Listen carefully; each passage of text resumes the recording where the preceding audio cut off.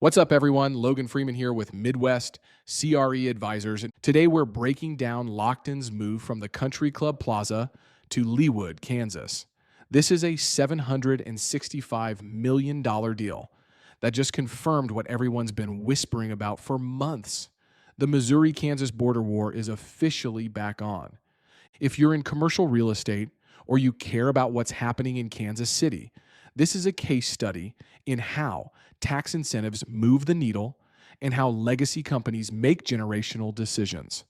Let's dive in. On December 19th, 2025, Lockton, the world's largest privately held insurance brokerage, announced it's leaving its Country Club Plaza headquarters and moving to a brand new campus in Leawood, Kansas.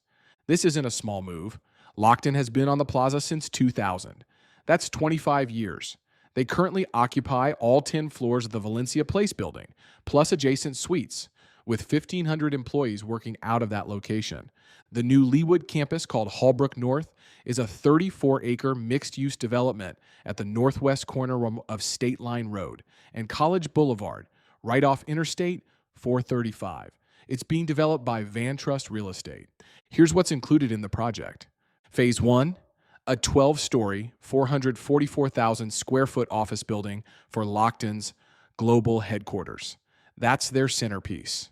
Phase 2, an 8-story, 258,000 square foot expansion building. So Lockton will eventually have over 700,000 square feet of office space on this campus. The rest of the development includes a 145-room hotel with event space, 2 luxury apartment buildings with 400 units combined, 16,000 square feet of retail and restaurant space, a 14,000 square foot childcare facility, and 155,000 square feet of additional office and commercial space. Total project cost, $765 million. Construction is scheduled to begin in 2026, with Lockton moving in by early 2030. Now let's talk about why Lockton is moving, and it all comes down to incentives. Leawood approved a $152 million tax incentive package for this project. That's the largest development deal in Leawood's history, and it's the city's first ever tax increment financing deal. Here's the breakdown. Number 1, up to $108.7 million in tax increment financing, also known as TIF. That's incremental property tax revenue generated by the new development over 20 years. Right now, the land generates less than $2,000 per year in property taxes. Once the project is built, that number will be in the millions. Leawood is pledging that incremental increase to reimburse Van Trust for development costs. Number 2, up to $9.9 million from a community improvement district sales tax. That's an extra 1.5% sales tax levied on purchases within the project area. So if you're shopping or eating at Hallbrook North, you're paying an extra 1.5% on top of the normal sales tax. That money goes back to the developer to pay for infrastructure and public improvements. State law caps CID sales taxes at 2%, and Leawood typically caps them at 1% in older areas of the city. But they made an exception for this project because of its size and significance. Number 3, up to $18.8 million from a transient guest tax on hotel stays. That's an 8% tax on hotel rooms. Over 20 years, that's projected to generate nearly $19 million that goes back to the developer. Number 4, $14.6 million in sales tax exemptions for designated construction equipment and expenses. So Van Trust doesn't have to pay sales tax on certain materials and equipment used to build the project. All of these incentives are pay-as-you-go. That means Van Trust has to build the project first, and then they get reimbursed as the tax revenue comes in. The city isn't writing checks up front. But here's the critical condition. These incentives are contingent on Lockton or a Lockton affiliate signing a lease for the headquarters by the end of 2026. If Van Trust doesn't deliver proof of that lease by December 31st, 2026, Leawood can revoke the entire incentive package. So this deal lives or dies on Lockton's commitment. Now let's talk about why Lockton is making this move. The official reason is growth. Lockton has been growing aggressively. They serve more than 65,000 clients globally. They operate over 150 offices in 43 countries. They recently expanded into Saudi Arabia, Switzerland, and India. Their current plaza headquarters has 1,500 employees, and they've outgrown the space. Their lease expires in 2030, so they had to make a decision: renew on the plaza or go somewhere else. Ron Lockton, the company's chairman and CEO, said in a statement, "To keep pace, we need a headquarters that supports our current growth and our plans for the future, one that meets all our needs in a premier work environment." Translation: the plaza building is old, it's landlocked, and it doesn't have the amenities or flexibility that a modern corporate headquarters needs. The Leawood campus gives them 700,000 square feet of space with room to expand, a hotel for out-of-town clients and employees, on-site childcare, retail and dining within walking distance, structured parking, and easy access to Interstate 435. It's also a custom-built, state-of-the-art facility designed specifically for their needs. You can't get that in a 25-year-old building on the plaza. But let's be honest. The other reason Lockton is moving is because Leawood gave them $152 million in incentives, and Kansas City didn't match it. This move is happening in the context of a renewed border war between Missouri and Kansas. In 2019, the two states signed a truce. They agreed to stop using state-level economic development incentives to poach companies back and forth across State Line Road. The idea was that the region would be stronger if both states focused on growing the pie instead of just rearranging pieces on the chessboard.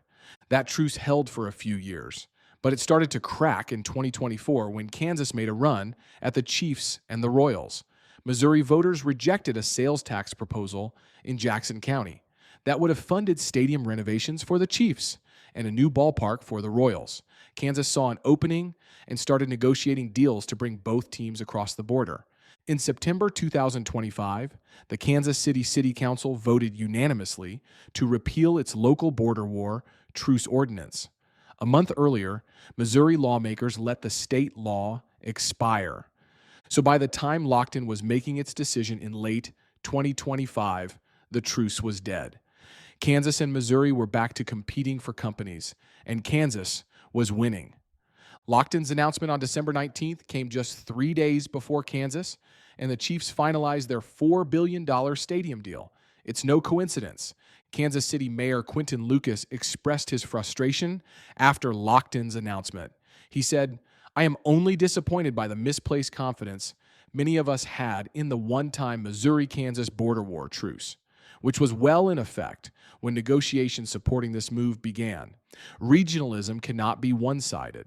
The region will only thrive when we look to grow the pie, not rearrange pieces on the chessboard." But here's the reality. Kansas is playing offense, and Missouri is playing defense. And right now, Kansas is winning. So what does this mean for the Country Club Plaza? Losing Lockton is a big deal. They're one of the largest employers on the plaza. They occupy an entire building. That's a significant amount of office space and foot traffic that's about to disappear in 2030. The plaza is already going through a major transition. The new owners, Gillen Property Group, are pursuing a $1.4 billion redevelopment plan that includes taller apartment buildings, new residential units, hotel rooms, and infrastructure upgrades. They're seeking $309 million in tax breaks over 30 years to make that plan work. But here's the challenge. The plaza's value proposition has always been its mix of retail, dining, office, and walkability. If you lose a major office tenant like Lockton, you lose the daytime population that supports the restaurants and shops. Kansas City is trying to fight back. Mayor Lucas said the city is working on a competitive retention package to keep Lockton on the plaza. There are rumors of a potential new headquarters on the lot where Nordstrom was supposed to go. But as of right now, Lockton has made its decision. They're going to Leawood. The question is, will other plaza office tenants follow?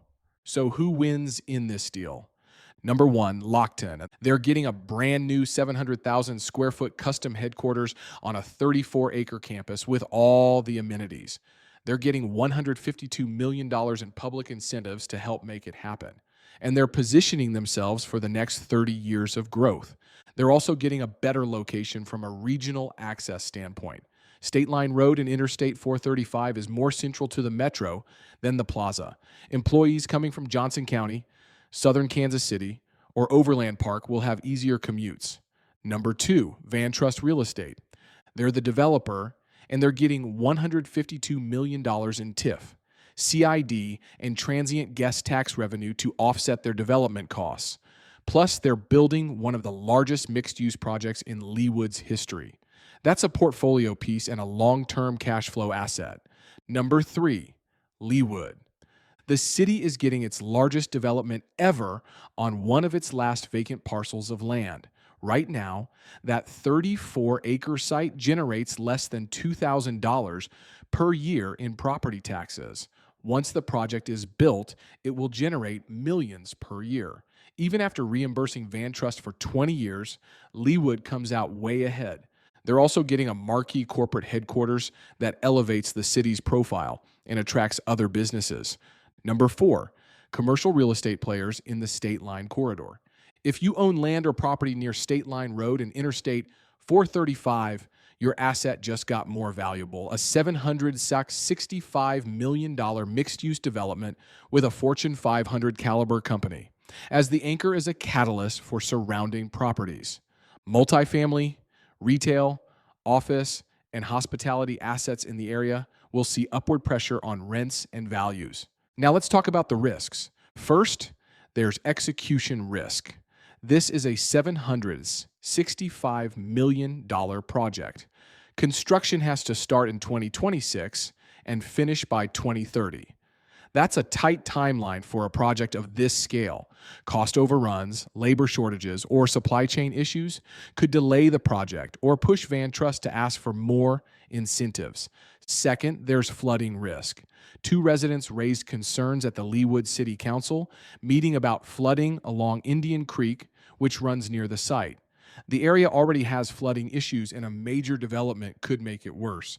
Third, there's the opportunity cost for taxpayers. Yes, Leawood is getting millions in new tax revenue, but 95% of that incremental revenue for the first 20 years is going back to Van Trust to reimburse development costs. Only 5% goes to the city for administrative costs and park improvements. That means 20 years of foregone tax revenue that could have funded schools, roads, and public services. And fourth, there's the regional impact. This is a zero-sum game. Lockton leaving the plaza and moving to Leawood doesn't create new jobs or new economic activity for the metro. It just shifts it from Missouri to Kansas. Mayor Lucas is right. This is rearranging pieces on the chessboard, not growing the pie. But here's the thing. Whether or not this deal is good for the region, it's happening. And if you're in commercial real estate, there are opportunities on both sides of State Line Road. In Leawood, you should be tracking land and property values along the State Line corridor from 119th Street to College Boulevard. The Hallbrook North development is going to create demand for supporting uses, more multifamily, more retail, more office. If you're a broker, you should be building a list of every parcel within a mile of State Line and 435. If you're a developer, you should be exploring multifamily and retail opportunities. If you're an investor, you should be underwriting value-add plays in the corridor. On the Missouri side, the plaza is going through a transformation. Losing Lockton is a blow, but it's also an opportunity. That's 10 floors of office space that will need to be backfilled or converted. Gillon Property Group is betting big on residential and mixed-use redevelopment. If they execute, the plaza could have a second act as a live work-play district instead of just a retail and office hub. And don't sleep on the broader implication. If Lockton can leave the plaza after 25 years, so can other tenants. That creates opportunities for adaptive reuse, office to residential conversions, and repositioning plays across the plaza in Midtown Kansas City. So here's my takeaway. Lockton's move to Leawood is a $765 million bet on Kansas's willingness to use tax incentives to win. Missouri had a chance to match it and didn't. Kansas did, and they won. The border war is back, And if you're in CRE, you need to be paying attention to both sides of State Line Road because this is just the beginning. If you found this breakdown valuable, share it with someone who needs to hear it. And if you're working on deals in the Kansas City market, reach out. I want to know what you're seeing. Thanks for listening. This is Logan Freeman with Midwest CRE Advisors. Let's go make some deals.